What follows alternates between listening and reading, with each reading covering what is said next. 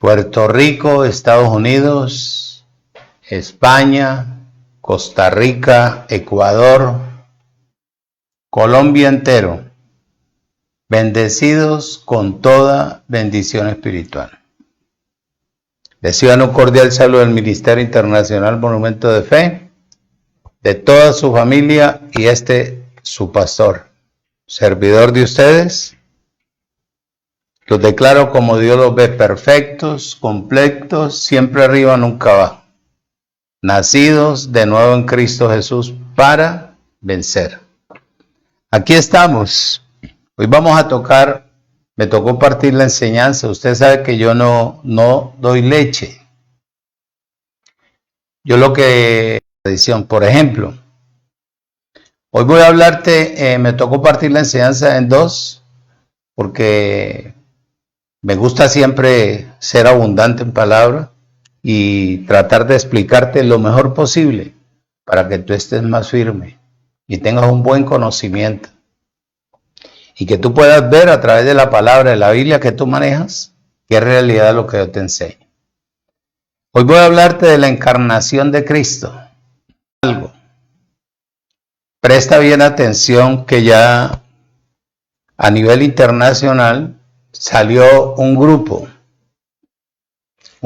que habla que Dios en este tiempo está formando un reino de apóstoles. El reino de Dios se compone solamente de dos cosas: reyes y sacerdotes, es lo que dice Apocalipsis. El reino de Dios, en el reino de Dios no funciona sino el rey y el sacerdote.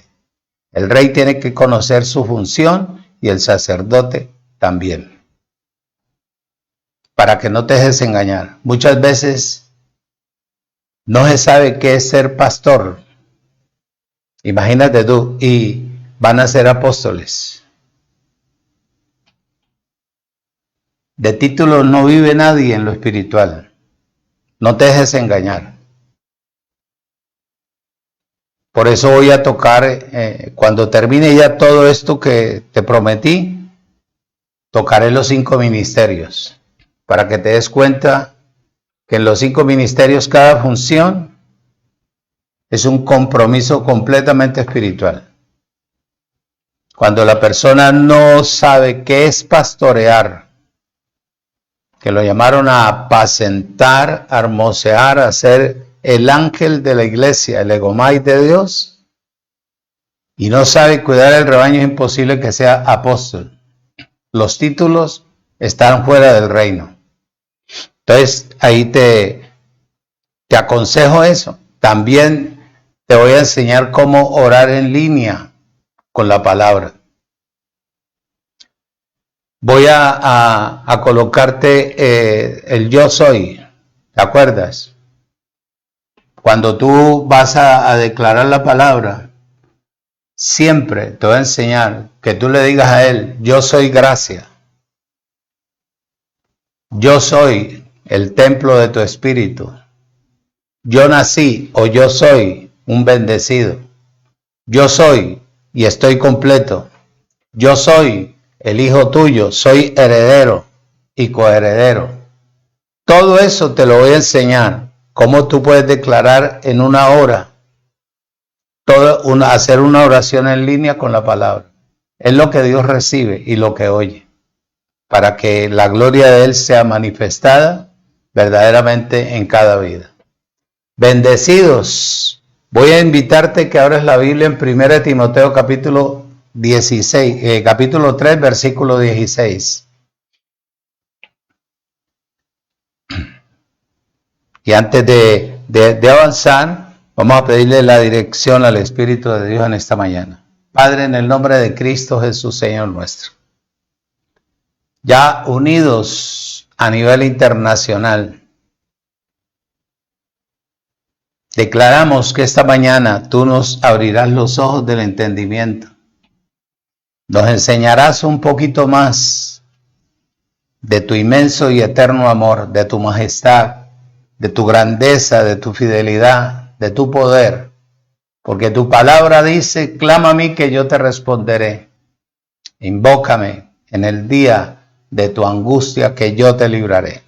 Aquí estamos declarando lo que tú estableciste en la palabra, que somos tus hijos, que somos tu heredad, que somos la niña de tus ojos, que somos tu amada, tu preciosa, la que tú compraste y rescataste a precio de sangre. En el poder de la palabra, en el nombre de Cristo Jesús. Habla hoy por mi boca. No sé nada, todo tú lo sabes. Tú conoces la necesidad de tu heredad. Tú conoces la necesidad de tu pueblo en este tiempo. Hemos pedido, hemos declarado, confesado, convencidos que tú harás. Mira Colombia, Señor. Mira este país. ¿En las manos de quién cayó?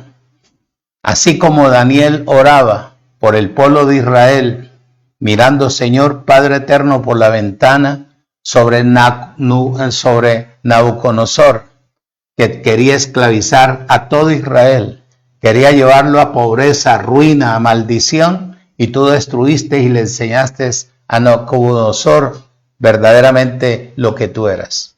Así hemos clamado nosotros por nuestro país. Mira, Señor, en las manos de quién está el país. Gente cada día más pobre, gente cada día más angustiada, gente más necesitada, preocupada. Toda esta cantidad de cosas, Señor Padre eterno, parece que la tierra lo hubieran parido los hombres y la tierra te pertenece a ti en su plenitud. Mira, Dios, la injusticia y mira estos gobiernos de tiniebla, estos gobiernos engañadores, manipuladores. Te pedimos, te suplicamos en el poder de la palabra, que seas tú mismo interviniendo a Colombia en este tiempo.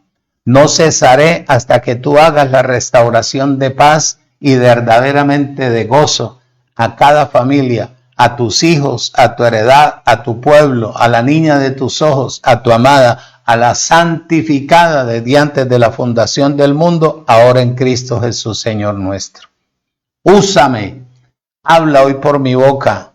Nada sé, quito mi humana sabiduría para establecer lo tuyo, para que tu pueblo crezca con entendimiento, con sabiduría, con autoridad, con poder y capacidad de discernir qué es lo que parte de ti y qué no parte de ti, en el nombre de Jesucristo el Señor. Amén.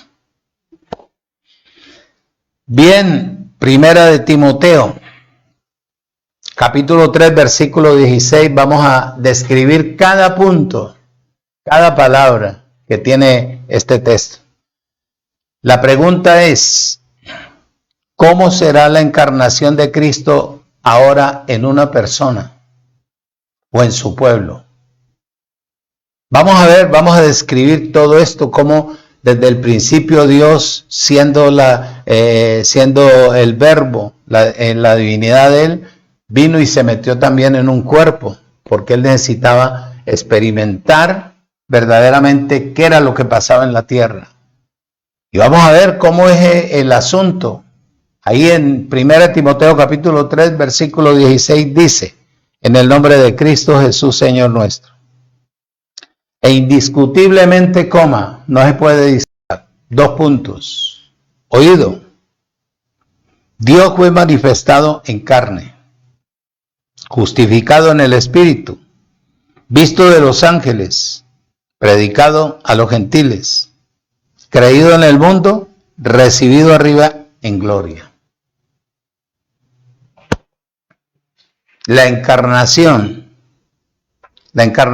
es un misterio, o fue un misterio, o es un misterio todavía. Porque muchos van a decir, no, pero ¿cómo es posible si ya tenemos a Cristo nosotros en nuestro cuerpo? Sí, es una realidad.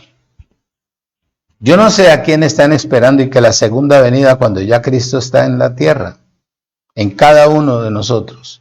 Él no mora en templos hechos por manos humanas, como dice Hechos 17:24. Vamos a ir un momentico antes de seguir aquí para que tú veas que yo no te miento. ¿Tú ves? Hechos capítulo 17, versículo 24. Dice, el Dios que hizo al mundo y todas las cosas que en él hay en el mundo, siendo Señor del cielo y de la tierra, no habita en templos hechos por manos humanas.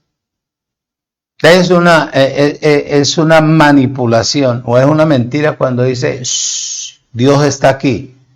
Dios no está en ninguna estructura. Dios lo que está es en cada persona que tomó la determinación de abrirle el corazón y aceptarlo como su único y verdadero Dios eternamente y para siempre. La encarnación es un misterio. Te dije, todo el mundo dice, ahora que en el Evangelio de la Gracia ya, no, es que Él ya está en nosotros. Es cierto, es cierto. Si Él está en cada uno de nosotros, que yo lo creo, ¿por qué no funcionamos de acuerdo a lo que Él es? ¿Por qué no lo tenemos en cuenta? ¿Por qué no le pedimos la dirección para que Él nos guíe a hacer las cosas que le agradan a su Padre, al Creador? ¿Cuál es la razón de que haya injusticia todavía en la tierra? Haya la lamentación por toda parte. Si Él precisamente se manifestó en su Hijo, ¿con qué fin? Con el fin de tener compasión de la humanidad. Ahí está el ejemplo de Jesús de Nazaret. Él metido en Jesús de Nazaret, ¿sanó a los enfermos o no los sanó? Él no sanó a un enfermo. Él sanó a todos los enfermos. Sanó a los ciegos de ese entonces. Él no hizo bulla. La tarea de Él era tener compasión de la humanidad en ese entonces. Dice bien claro, e indiscutiblemente, esto no se puede discutir, o por reconocimiento común. Esto es algo como más allá del razonamiento del ser humano.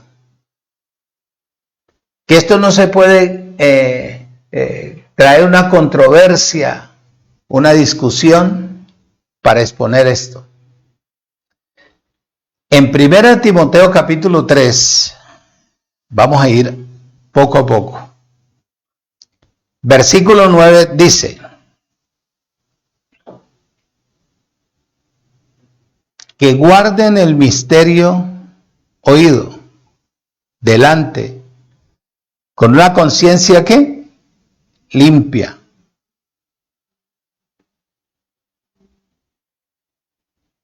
Que guarden el misterio de la fe con una conciencia limpia, concienciamente,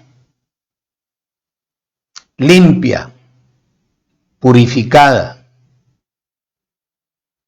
Oído, escuche y retenga. Eso es lo que hoy en día que manejo los originales, es lo que a mí me llama la atención. ¿Qué le han enseñado a la humanidad durante toda la vida? Si esto no se ve, porque hay conciencias materializadas.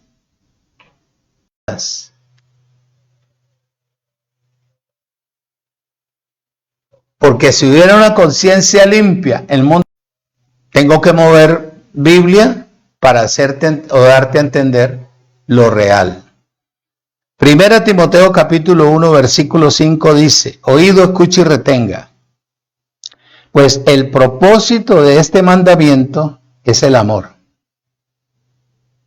Oído, nacido de un corazón limpio, mente, y de una buena conciencia de fe, no fingida.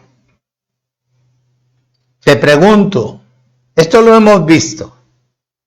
No, todavía no. Todavía no. Un corazón puro. La definición de un corazón puro es una mente pura, es un corazón o una mente sencilla, que no tenga mezcla. Es una mente que solamente busca al Señor y toma a su Señor como la única meta y objetivo y propósito y anhelo de tener una buena conciencia. Oído, escuche y retenga una conciencia sin ofensa. Una conciencia completamente circuncidada. Tal ejemplo, el libro de los Hechos, capítulo 24, versículo 16.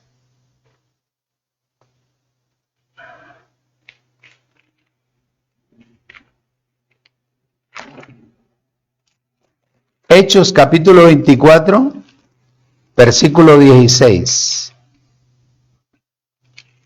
24:16. Dice, oído, escuche y retenga, y por esto procuro tener siempre una conciencia sin ofensa ante Dios y ante los hombres. Libro de los Hechos.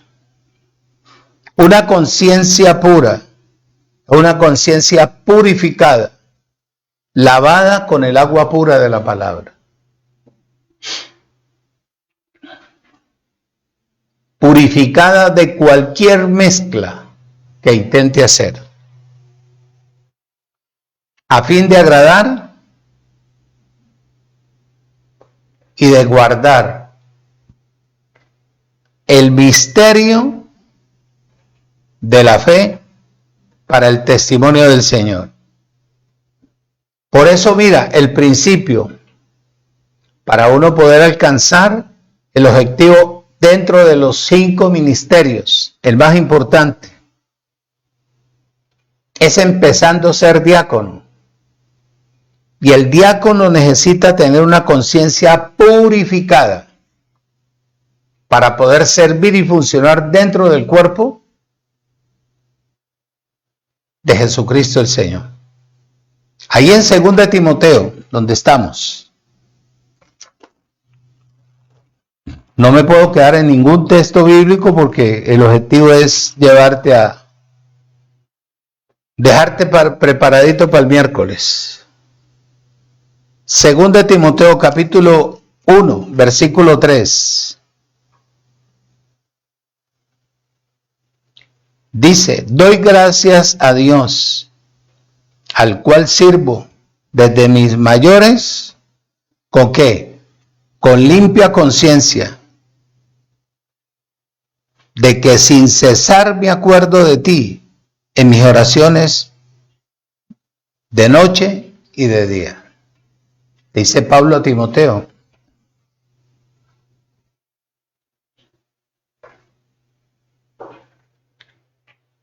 Cuando hay una conciencia limpia, hay una respuesta positiva. De como yo declare, es por lo que yo vivo. Y si yo lo vivo, pues lo tengo que ver. Porque esa es la palabra que salió de la boca del Creador. Punto 2. Dice en Timoteo, grande es el misterio de la piedad. Esto es lo que no se ve y nunca se ha visto. Jamás. Jamás en mi vida he podido yo ver verdaderamente, de pronto la gente tenga compasión de otro. De pronto suple una necesidad. Pero que yo vea que el misterio de la piedad, a lo que Dios hizo, ahora que conozco yo lo real, los originales, hasta el día de hoy yo no lo he visto. Por eso es que entendimos de que al estar nosotros en el Evangelio del Cristo resucitado, que es el Evangelio de Dios, porque la gracia es Dios mismo. Entonces, al estar en la gracia, ¿qué necesitamos? Muchachos, ser un vaso completamente oído, limpio, para que Él lo pueda llenar conforme a su voluntad. Según el contexto de la piedad, se refiere no solamente, oído, a la devoción de las cosas santas, sino también a vivir a Dios en nuestras vidas, mostrando a la humanidad verdaderamente lo que somos. Si somos verdaderamente iglesia o no somos iglesia. Porque hay congregaciones, pero a los que estamos en Cristo somos iglesias. Oído, escuche. Por eso ahí en 1 Timoteo 2:2 dice, 2:2,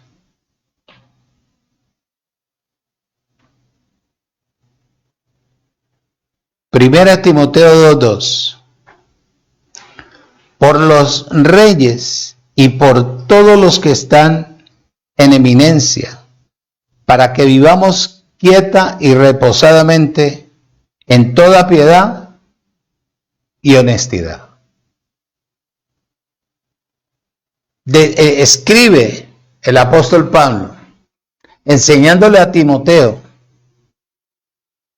¿de qué le sirve a una persona declarar? Bueno, él cumple, ese es el anhelo de él, ver, como en este caso, la preocupación que hay en Colombia por todo lo que están haciendo los que están en el gobierno. Entonces hay una preocupación general porque el dinero ya no alcanza. Y en vez de haber verdaderamente holgura, lo que hay es miseria. Entonces, el mundo entero, por donde usted se mueva aquí en Colombia, todo el mundo se queja.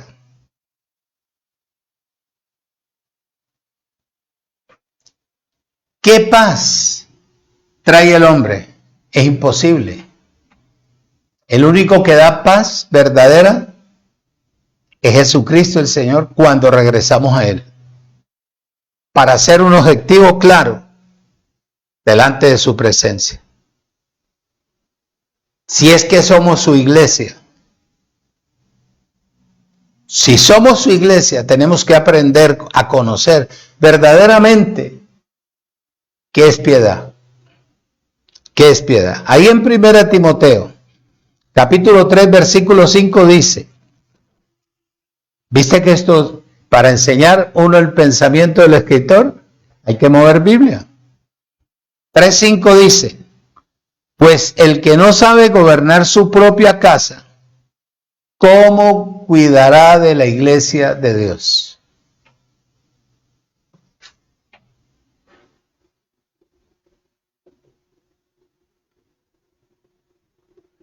Por eso la piedad es un misterio.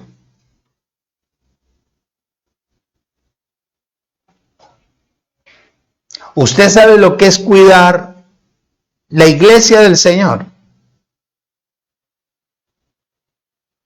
Por eso Él en Apocalipsis allá le habla, le dice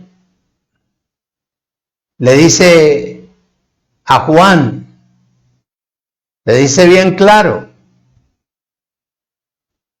que le llevara determinada palabra del libro ¿a quién? Al ángel de la iglesia. El ángel de la iglesia es el egomai de Dios. Formar o armar o capacitar o hermosear una iglesia. No solamente se usa la palabra. Hay que saber cómo llega la gente, cómo llega la persona, que es tipificada o es comparada con la oveja. Con el tiempo el pastor tiene que darse cuenta si la oveja absorbió o no absorbió. Te dije el domingo pasado, cuando las ovejas llegan con la lana llena de colillas de cigarro, tapas de cerveza, con paja, con todo lo que se pueda podrirle completamente la lana a la oveja, hay que raparla, quitarle la lana vieja. Pero hoy en día le quitan es la lana del bolsillo a la persona.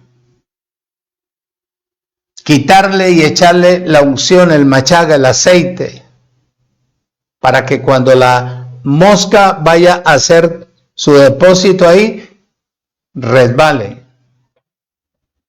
y no le pudra nuevamente la lana a la oveja. Cuidarla. A la oveja no se le puede agitar el agua, no se le puede dar un agua sucia, hay que darle un agua limpia. Hay que darle un alimento selectivo para ir nutriéndola, para ir fortaleciéndola interiormente, haciéndole un corte perfecto a través de la palabra, para que ella aprenda a depender de la palabra y de su creador y no del hombre. Esa es la tarea del que gobierne a una iglesia hoy en día en la gracia. Si usted va a tener una iglesia y la va a tener con interés materializado, su conciencia está podrida, está cauterizada, materializada. Si usted va a hacer división entre las ovejas, su conciencia está mezclada. Porque muchas veces atienden a los que tienen dinero y a los que no tienen dinero los marginan. Por eso el misterio, por eso la piedad es un misterio. La piedad debe ser completa. La piedad debe ser completa y debe ser oído, practicada. Practicada. Observa. Tercer punto. Él fue recibido arriba con bombos y platillos y todo. Se refiere a Cristo, quien era Dios manifestado en la carne, como el misterio de la piedad. Te pregunto,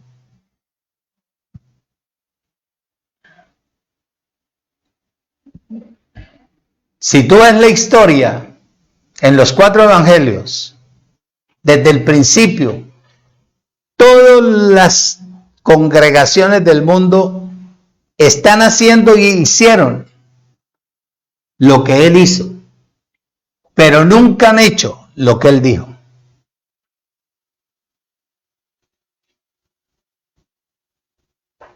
Todo era con el fin de traerle el conocimiento al ser humano, al hombre. Por eso la transición de Él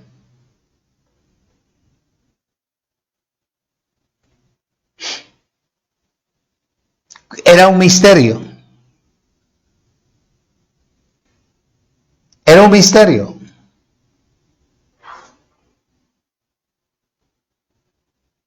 Viendo toda la cantidad, a pesar de que ya habían profetas, a pesar de que ya habían prácticamente eliminado la mayoría de ellos.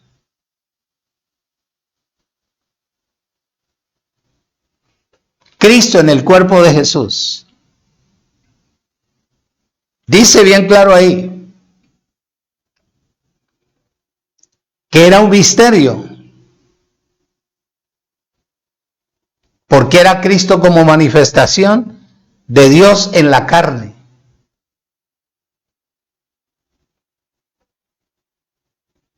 Cristo era el misterio de la piedad. Se ha oído, si Cristo hubiera estado en este tiempo, usted y yo no estaríamos predicando esto. Porque el Espíritu solamente funcionaba en él. Entonces, todo era un misterio. ¿Por qué? ¿Cuál razón? ¿Qué era el propósito? ¿Qué buscaba Dios con esto? Que donde estuviera aquí Cristo metido, la persona que tiene a Cristo funcione de acuerdo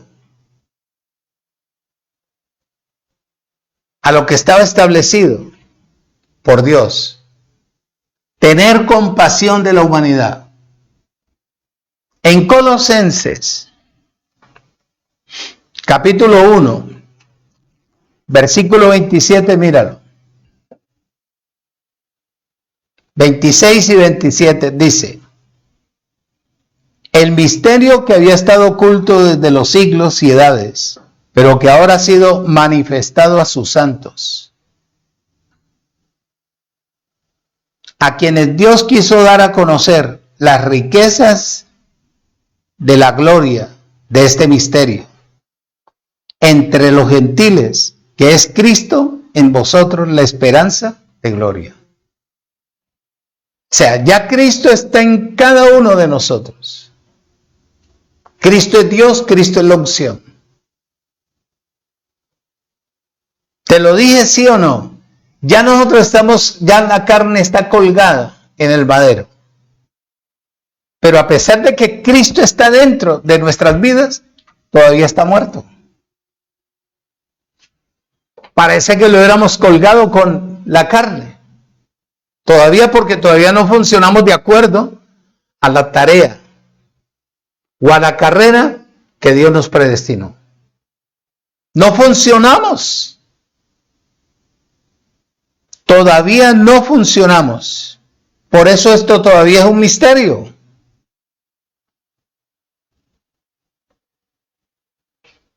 Porque Cristo es el misterio, o es el vivir de una iglesia verdaderamente apropiada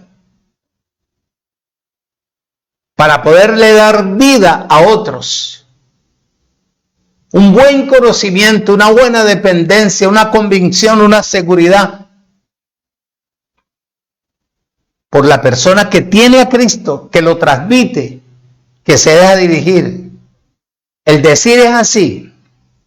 Por eso te digo yo, que si vos no creces en la vida en el Espíritu, a todo el mundo le crees. Todo lo que te diga.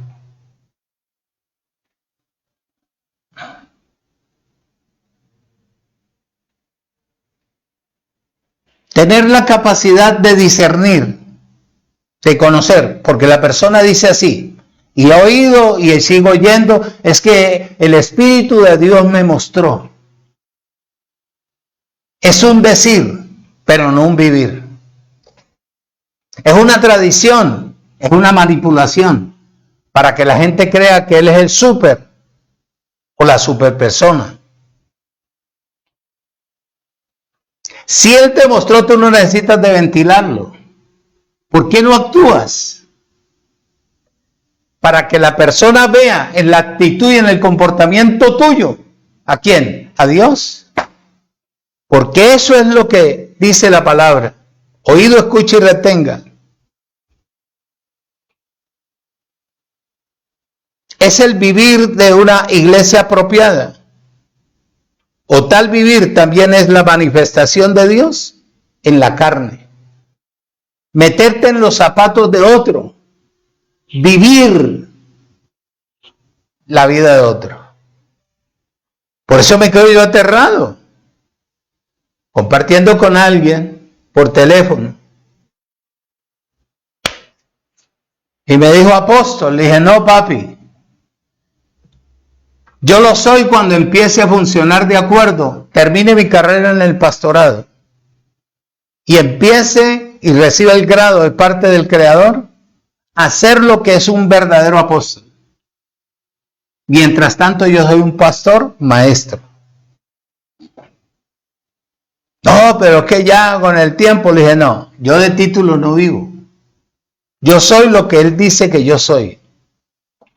Y yo creo lo que Él estableció en mí. Todavía soy pastor. A mí no me van a subir el ego. Cuando comience yo a funcionar de acuerdo a lo establecido por Él, entonces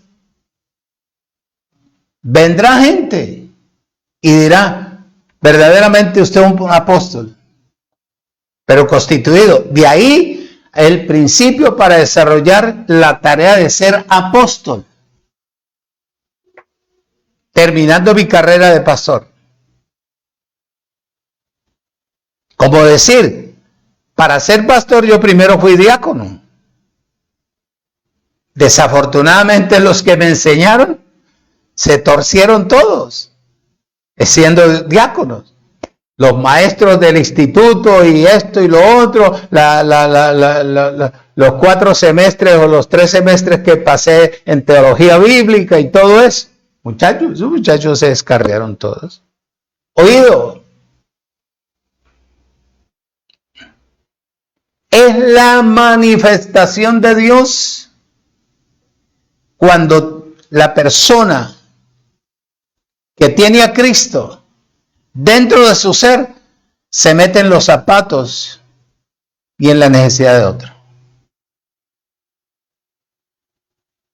Lo que te dije yo, o lo que te he dicho, la muerte fue vencida porque el aparecido fue destruido. ¿Está en Hebreos 2:14 o no está? Entonces, cuando tú vas a orar por un enfermo, tú que vas a echarle aceite, tú que le vas a imponer las manos, si tú todavía estás contaminado, mi hermano. Tú lo que tienes que decirle, si tú creíste que el que tiene la definición para morirse es la persona, porque Dios venció la muerte y el que tenía el imperio de la muerte. Dios lo único que da es vida y vida en abundancia. Lea en Hebreos 2:14, muéstrele a la persona que la muerte fue destruida, era el peor enemigo que tenía él. Cuando usted haya muerto a su vida natural, a sus principios naturales, y entienda que hay un reino espiritual donde usted tiene que funcionar de acuerdo a lo que estableció el Creador, no el ser humano. Todas las cosas le funcionarán de acuerdo a la palabra. Le conté de las personas que estaban muriendo en Tuluá. Ya les tenían el ataúd y el último que me invitaron fue a mí. Y yo me fui sin Biblia ni nada. Y toda la familia llorando en la clínica. ¿Cómo se llama esa clínica? La clínica de...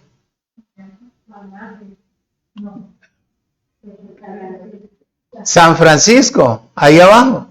Toda la familia llorando. Y llegué yo y le dije al enfermero, ¿usted quiere ver la gloria de Dios aquí? Ella no se va a morir. La tenían sorteada en todo su cuerpo.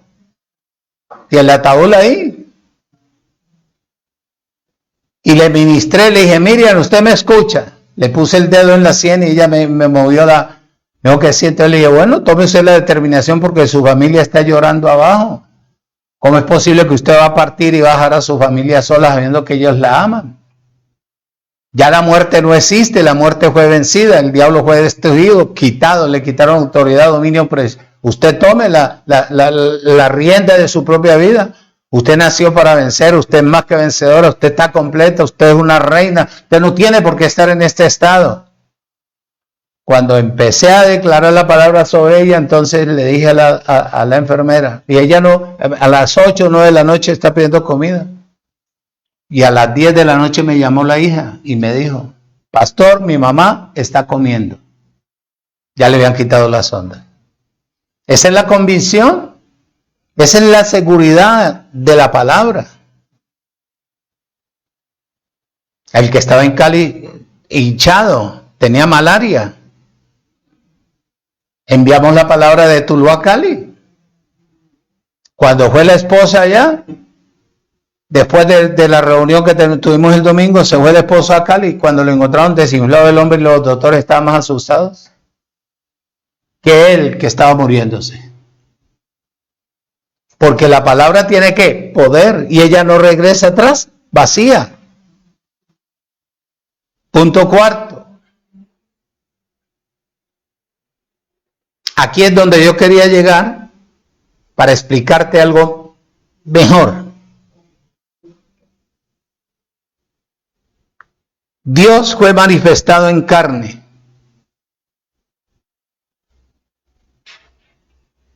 Por medio de la encarnación. Y el vivir o la necesidad de vivir en el ser humano. O vivir él como ser humano. En el libro de Juan, capítulo 1.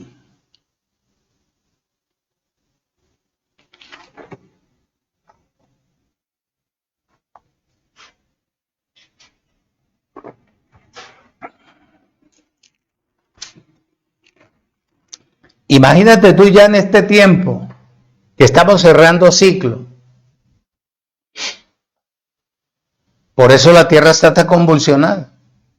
De volverse uno a hablarle a una persona.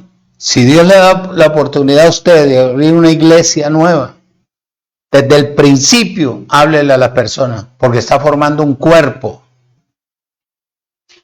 Pero de volverse uno a decirle a la gente, mire, esto no se hace así, esto no se come así, no, ya es imposible. Pero si hay una congregación o una iglesia que le van a entregar a usted con 50, 60, 70 personas, edúquelos desde el principio, que ellos sepan quiénes son y para qué se reúnen dentro de una iglesia. Pero eso llegar como el artista o como Sansón o como Chita, ahí no sirve. Presta atención. Libro de Juan 1:1 dice, en el principio era el verbo, y el verbo era con Dios, y el verbo era Dios. En el principio, oído, escucha y retenga, significa en la eternidad pasada. En la eternidad pasada. Como introducción a este evangelio, este capítulo empieza con la eternidad pasada. Oído. Y con la divinidad que tenía él, pero no la humanidad. Todavía no se había metido en la persona de Jesús de Nazaret. Entonces en el 14 dice, y aquel verbo, Dios, fue hecho ¿qué?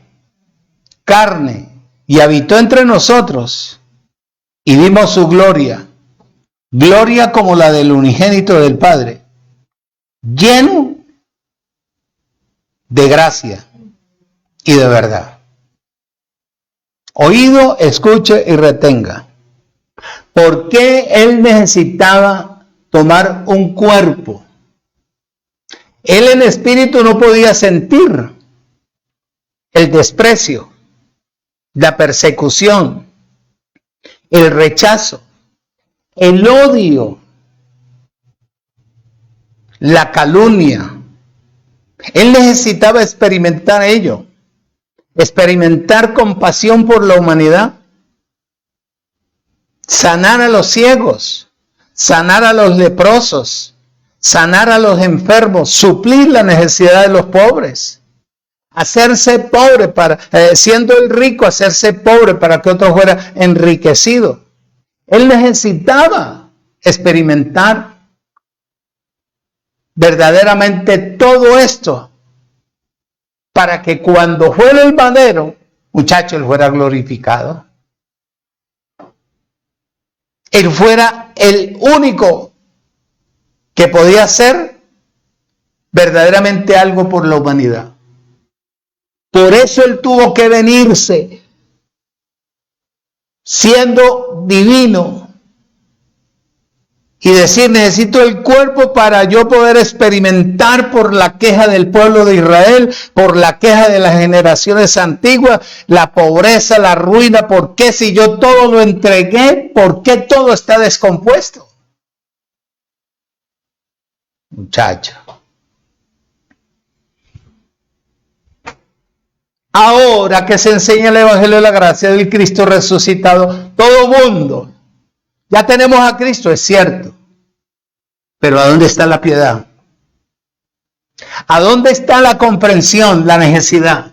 ¿Por qué no se busca un alimento sólido para suplir la necesidad de la persona? Usted no necesita de estar metido en la casa de la persona, pero sí envía la palabra. Darle sabiduría, conocimiento, autoridad, poder, señorío, que no coma entero. Que cuando le digan que el diablo se la va a llevar, diga mentira, el diablo fue destruido. Que cuando se vaya y que le van a decir que usted va para el infierno no existe, fue cerrado. Él tiene las llaves del Hades y de la muerte. Cuando a usted la van a condenar, diga, en Cristo no hay condenación. Que tenga usted el conocimiento, la sabiduría, la solidez. Que cuando usted vaya a ir a declarar, a hablar con su Padre, que esté en usted mismo, usted sepa hablar verdaderamente la palabra. Usted no se ponga a llorar. Ay, que no me sale pelo, mira, ya me cayó el pelo. Que no, aunque usted no tenga pelo, declárese con un pelo nuevo. Porque es la convicción suya, y si Él está en usted, Él le sacará pelo a usted de adentro hacia afuera, mi hermano.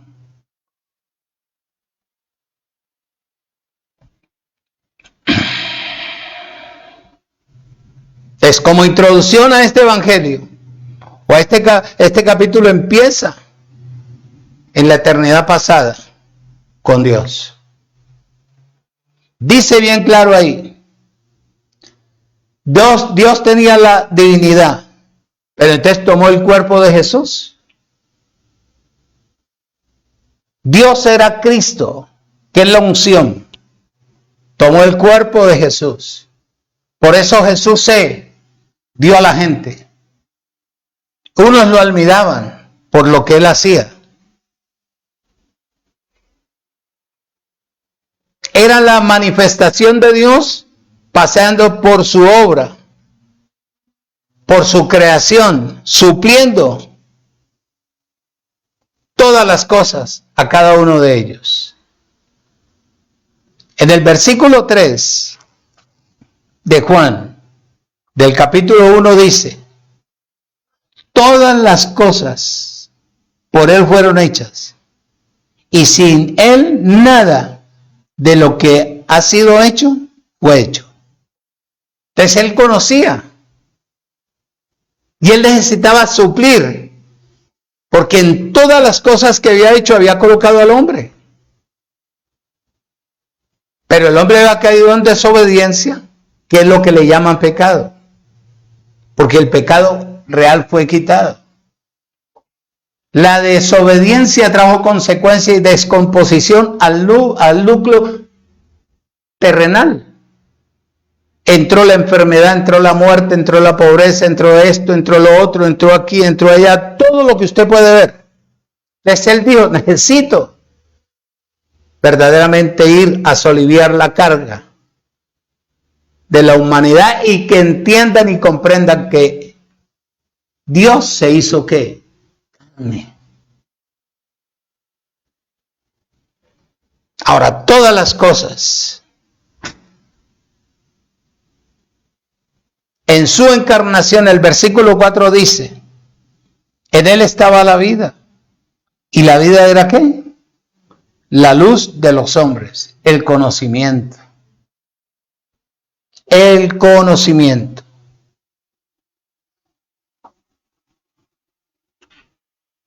Tanto así que llegó a ser candelabro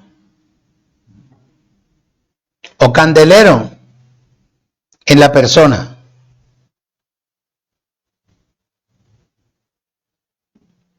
Para quitarle a la persona el pecado donde estaba. versículo 29. Dice, el siguiente día vio Juan a Jesús que venía a él.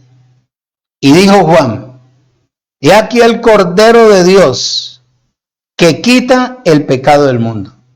¿Lo quitó o no lo quitó? Claro, Hebreos 9:26 dice que lo quitó definitivamente. Entonces, ¿por qué todavía a todo le llaman pecado? Pecado.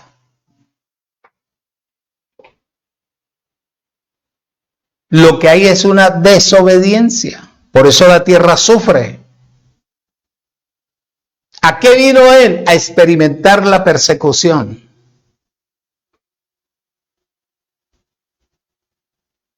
Todo lo que pueda usted vivir ahora metido en la gracia, él lo experimentó en el cuerpo de su Hijo amado. El mero hecho de ser el Espíritu, quien hace que los creyentes, oído, sean transformados para ser piedras vivas y tener una vida plena en el Espíritu. Eso da mucho que decir.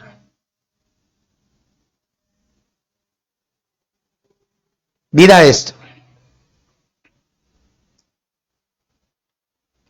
En Juan capítulo 1, versículo 32 dice, también dio Juan testimonio diciendo, vi al Espíritu que descendía del cielo como paloma, la comparación, y permaneció sobre él. ¿Sobre quién? Sobre Jesús de Nazaret. Versículo 42.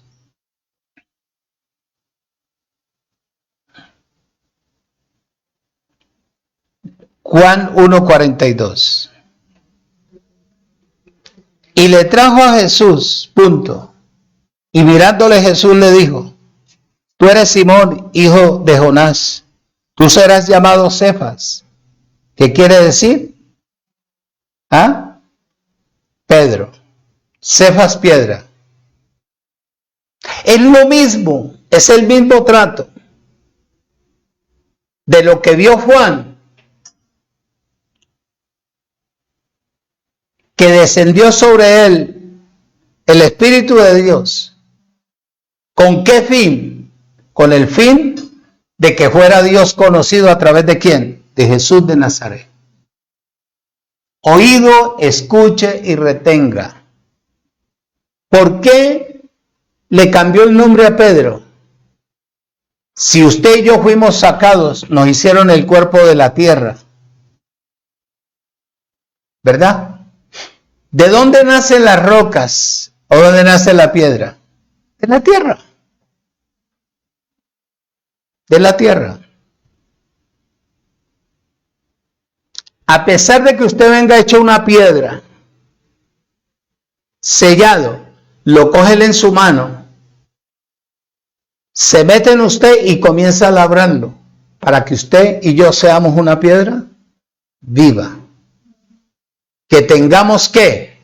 Sentido de pertenencia y compasión. Porque así como usted estaba mudo, tosco, rudo, sin experimentar la vida, ahora él se mete en usted para que usted tenga vida y tenga vida en abundancia y pueda compartir esa vida con la humanidad. ¿Aló? Eso es. Oído. Ya voy terminando. En el libro de Juan dice en el versículo 14, y aquel verbo fue hecho carne y habitó entre nosotros y vimos su gloria como gloria del unigénito del Padre, lleno de gracia y de verdad. Preste bien atención, el Verbo era Dios. Se hizo carne. ¿Ah? Con el fin de que Dios tuviera la vida y la naturaleza humana, para experimentar lo que hoy en día nosotros vivimos. Allá lo vivió Él. Lo llevaron al madero. Él no podía estar, porque si Él hubiera estado en la tierra todavía, nosotros no estaríamos hablando de eso. Lo llevaron al madero, lo colgaron. Al colgarlo, allá no colgaron el cuerpo de Él con la piel. Fue pura carne. Porque toda la piel se la quitaron. Cada pedacito que le quitaban a Él de su piel era un pecado tuyo y un pecado mío. Que no lo cometimos. Que el que lo cometió fue Adán. Pero nos encerró en esa maldición. Oído. Escuche y retenga. Quedó colgado en el madero. Y dice que le entregó el Espíritu. ¿A quién?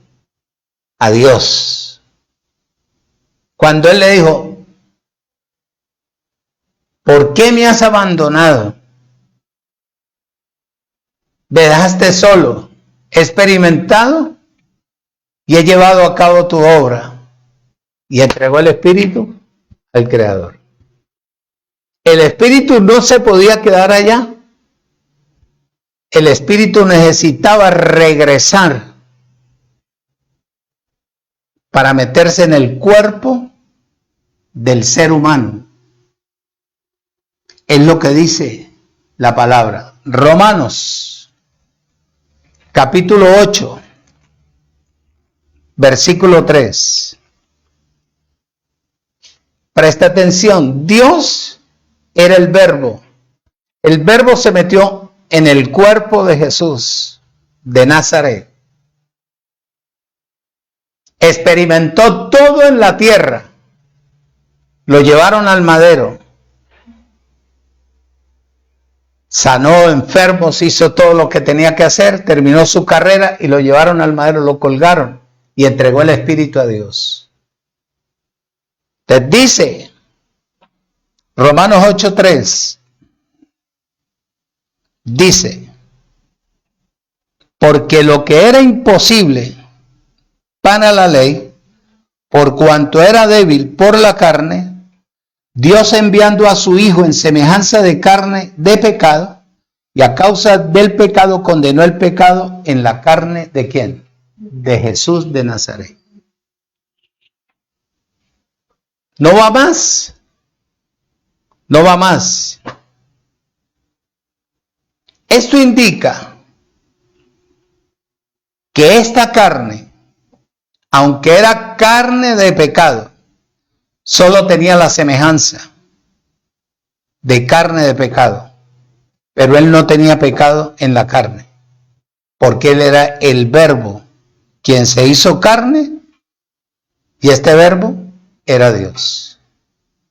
Fue lo que vimos en Juan 1:1, ¿verdad? Fue lo que vimos en Juan 1:1.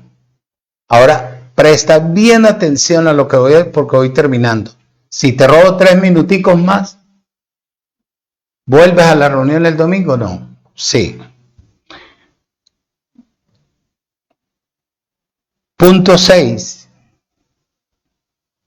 Él estaba lleno de gracia y de verdad.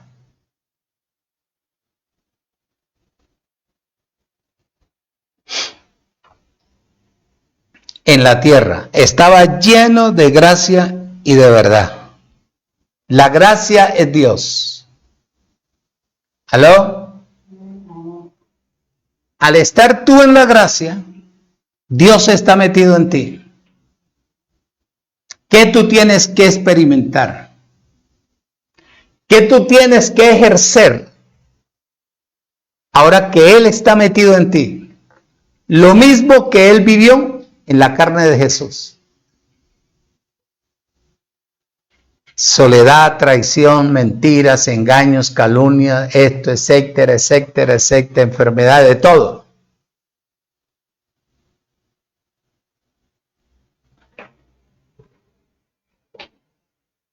Si esto no pasa en ti, es porque no hay una formación.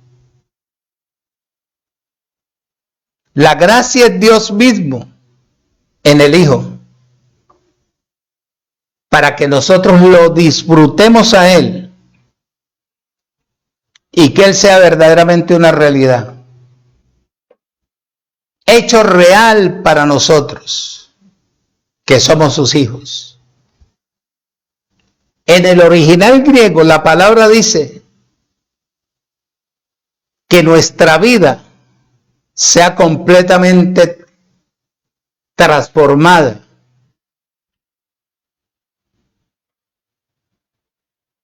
Cambiada, para que cuando hablemos la verdad de Dios, no la especulación.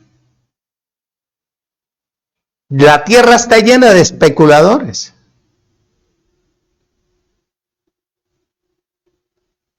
Pero a nosotros nos toca hacer una vivencia real. En el libro de Juan, capítulo 5, versículo 33, voy terminando. Cuando yo digo Abba Padre, ¿qué te estoy diciendo yo? Le estoy diciendo a Él, papito lindo. ¿Por qué lo estoy diciendo? Por la vida en el Espíritu que tengo.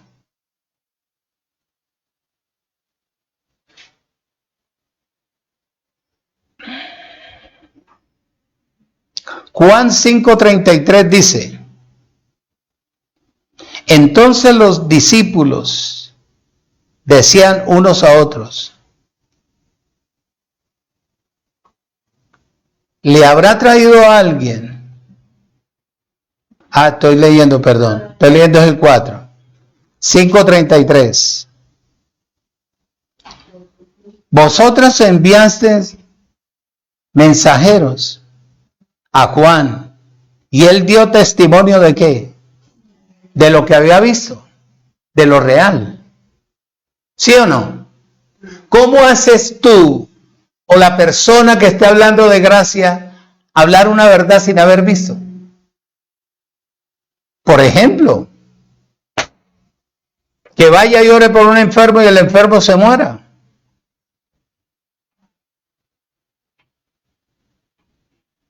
¿Qué ve él? Que la oración que él hizo no funcionó. No, que era la hora que él partiera, pues, oye, pero así fue. ¿No te acuerdas del hombre en el antiguo pacto que cayó en los huesos de Eliseo? Muerto. Y la unción que tenía Eliseo en los huesos levantó al muerto.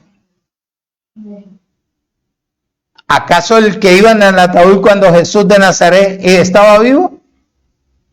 ¿Qué le dijo él? Él no está muerto, el muchacho vive.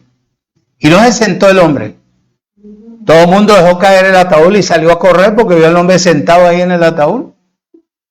Ahora que tú vas a orar por un enfermo y se muere, que ese era el tiempo de él. Eso es cuestión. Yo me cuestiono.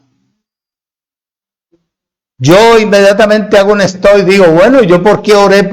Enséñame, si tú estás en mí, si tú das vida, ¿por qué el hombre se muere? Si tú estás en mí, estoy lleno de compasión, lleno de piedad, tú te metes en mí para que yo haga justicia, para que yo te muestre por qué se muere la persona. Tiene que haber una razón. Si a mí me ha hablado con la palabra, ¿cómo no te va a hablar a ti?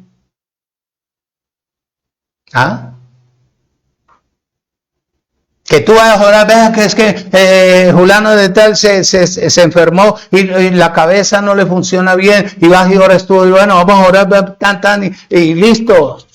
La metieron en agua y le echaron agua fría, le echaron hierbas, le echaron de todo, y llegaste vos con tu oración. Y en vez de que ella se sanara, se la llevaron al manicomio. ¿Por qué? Si tú tienes la verdad y está funcionando la verdad y has visto la verdad y la estás experimentando, ¿por qué la llevaron a ella ya? Ah, no, es que ella no era predestinada. Hombre, muchacho, Jesús no dijo eso. ¿Ah? Jesús no dijo eso. El Verbo, al encarnarse, no solo introdujo a Dios en la humanidad, sino que también se hizo un tabernáculo, oído, para todos los hombres, como habitación en el cuerpo de cada uno de nosotros. Por ejemplo, yo ahora soy el tabernáculo, los hermanos todos somos el tabernáculo de Dios. Te pregunto, ¿has estudiado qué contenía el tabernáculo antiguo? ¿Ah? Para que tú seas el tabernáculo de Dios. Mira la figura, te voy a decir tres cositas nomás. Estaba el lavacro. Estaba la cortina para entrar al lugar santo. Tenía que correrle el velo. Al llegar estaba en la mano, a mano izquierda estaban los 12 panes que representaban a las 12 tribus de Israel. ¿Qué le dijo él en el antiguo pacto al pueblo? No solamente de pan vive el hombre, sino de ¿qué? De toda palabra que sale de la boca del Creador. ¿Sí o no? Claro que sí. Al lado derecho estaba el lavacro. Y al lado del lavacro estaba el candelabro de 7 brazos. ¿Para qué era el lavacro? Para bautizarse las manos, lavarse todos los utensilios que iban a utilizar. ¿Qué representaba el lavacro? El bautismo en agua. ¿Qué es el bautismo hoy en día? En el Espíritu. ¿Vale más el agua que en el del Espíritu? Imposible. Porque en el del Espíritu es en la sangre del Cordero. Y ese bautismo se hace en el Espíritu, no en lo terrenal. ¿Qué representan el candelabro? Que Él era la luz del mundo. ¿Qué somos nosotros si Él está en nosotros? Somos la luz del ¿qué? Del mundo. ¿Para qué? Para alumbrarle al que está todavía en inocencia, en oscuridad, que anhela, desea conocer a Dios, enseñarle de dónde viene. Por eso te digo yo que al tener una congregación, una iglesia, una estructura donde lleguen las personas, hay que tratarlos como personas que son niños.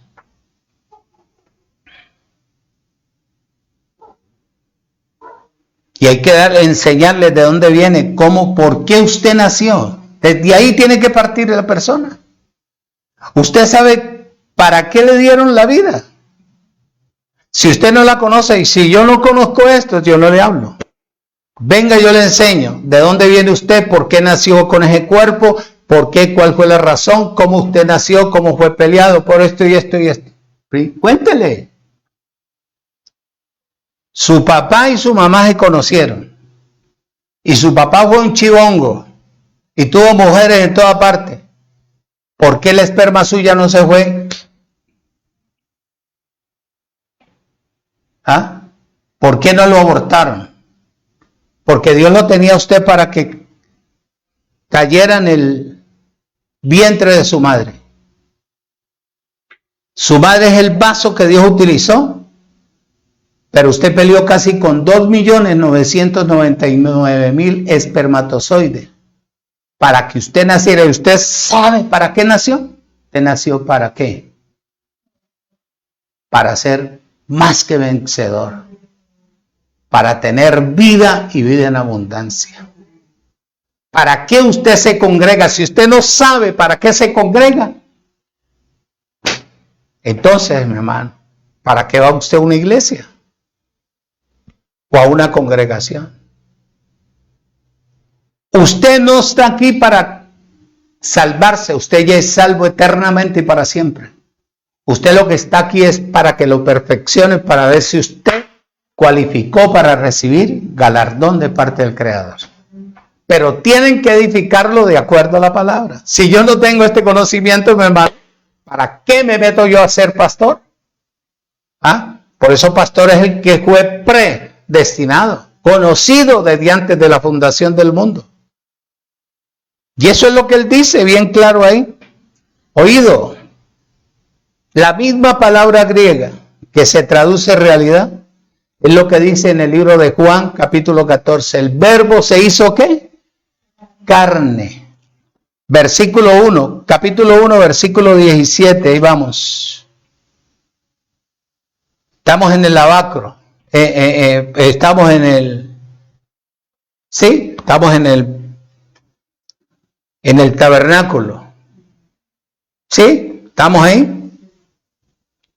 Candelabro. Después del candelabro estaba ¿qué? La cortina para ir al lugar santísimo. Solamente entraba el sacerdote con el campanario en sus bolsillos, en sus vestidos, porque las campanas eran las que sonaban en caso tal de que él se muriera, las campanas dejaban de sonar. Entonces cuando él estaba allá y se estaba moviendo, era porque tenía un diálogo con su Creador en la intimidad. ¿A qué él se metió en nuestras vidas? Para que nosotros vivamos en la intimidad con él. Y conozcamos su voz. La gente dice, oyó. Ay, yo oí al Señor que dijo. Él dice es por la palabra. Cuando él habla por la palabra. Lo que oyó ella fue porque comió tal vez frijoles en medianoche y le cayó mal. Versículo 17 del capítulo 1.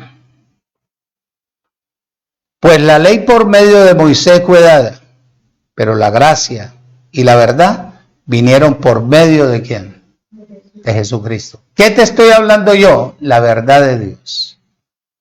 Que Dios se hizo carne para experimentar los padecimientos del ser humano. Pero tuvo también compasión y piedad porque sanó a todos los enfermos, suplió las necesidades de ese entonces de la humanidad. Lo colgaron en el madero, sacó y entregó el Espíritu para que el Espíritu viniera y morara en nosotros. Para que nosotros no nos asustemos si nadie nos quiere, si nadie nos ayuda, si nadie nos aporta, si nadie funciona. Tenemos a un Dios que es el dueño del universo, que es el dueño de la tierra y de nuestras vidas. Y Él dice, no te desampararé, ni te dejaré. Él dice, yo sé, yo soy el que soy para salvarte y colocarte en el propósito mío, en el lugar que preparé de antemano para ti. Si te difaman, te persiguen, te dejan solo por causa de la palabra, no importa, es porque tú tienes vida en el Espíritu y tienes la vida de Dios. ¿O es que acaso tú no crees lo que Jesús de Nazaret vivió? Eran porque los espíritus que estaban metidos dentro de los cuerpos de toda la cantidad de gobernantes religiosos de ese entonces, conocían que Él era Dios metido en el cuerpo de Jesús. Lo mismo harán contigo. Cuando te suceda lo que te tenga que suceder, es porque Dios está metido en ti. Porque Él, como supremo y soberano, necesita experimentar o llevarte a una experiencia a que tú aprendas a depender solamente de Él y no andes por vistas y no por fe. Amén. La verdad no es la verdad o la verdadera llamada doctrinal. Porque, ¿qué doctrina tiene? ¿Qué doctrina? Eso no es verdad. Eso no es verdad. Sino la realidad de las cosas divinas. la cual es el Señor mismo metido dentro de nuestros cuerpos. Voy terminando. Juan 14:6.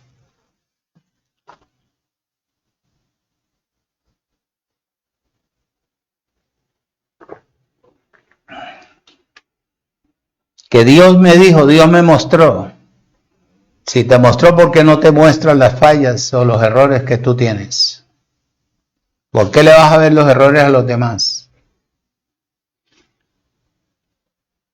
Juan 14:6 dice, Jesús les dijo, 2 puntos. Yo soy el camino y la verdad. Oído, y la vida. Nadie viene al Padre sino por mí. Ya Jesús no está, pero está la palabra que representa el logos escrito, la información escrita. Si esta verdad está en ti, ahí está Cristo. Oído, escuche y retenga lo que le estoy leyendo. Jesús les dijo, yo soy el camino, un solo camino. Camino de rectitud, camino estrecho. Y la verdad. Si hay verdad, no puede haber mentira. Ni tradición, ni costumbre, ni nada natural. Y la vida. Si hay vida, si Él es el camino y en ti está la verdad, tiene que haber vida y vida en abundancia. Si no hay vida, nadie puede venir al Padre. Porque se llega al Padre es por ¿quién? Por Él. Cristo es la realidad de las cosas divinas. Juan 17 y versículo 19, y ahí nos vamos. Me pasé 10 minuticos, bueno. Te debo. 17, Juan. Santificados en la verdad. Tu palabra es verdad. El problema es que la gente no sabe cuál es la palabra de Dios. Porque todo lo encierran. Cuando en la Biblia habló el diablo, hablaron las personas. No, pero es que la Biblia dice que toda la Biblia, no señor, en el original dice toda escritura que sale de la boca de Dios es útil. Ahí está la Biblia, 1800, Reina Valera, 1589, creo, 69. Ahí está. ¿Quién le añadió la? El hombre, para tratar de confundir. Santificados en la verdad. ¿Tu palabra es qué? Verdad. Versículo 19. Y por ellos yo me santifico. A mí y a mí mismo. Para que también ellos sean ¿qué? Santificados en la verdad. La única verdad en la tierra es esto, mira. Es la única verdad. No le coma cuento que esta es la verdadera, que la verdadera. Mentiras. Mentiras. En la tierra no hay ninguna congregación verdad. La verdad, la única verdad de Dios es la palabra que salió de la boca de Él. Dejamos ahí, hermanos, el miércoles continuamos con este pensamiento. ¿Verdad?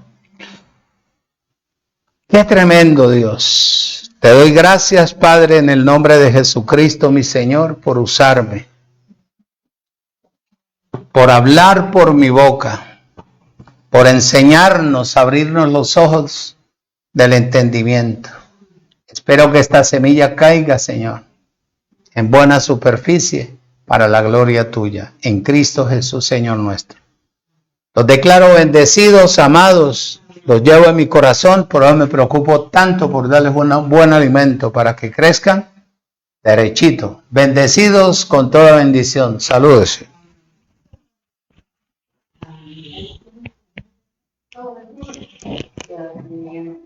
¿Vale?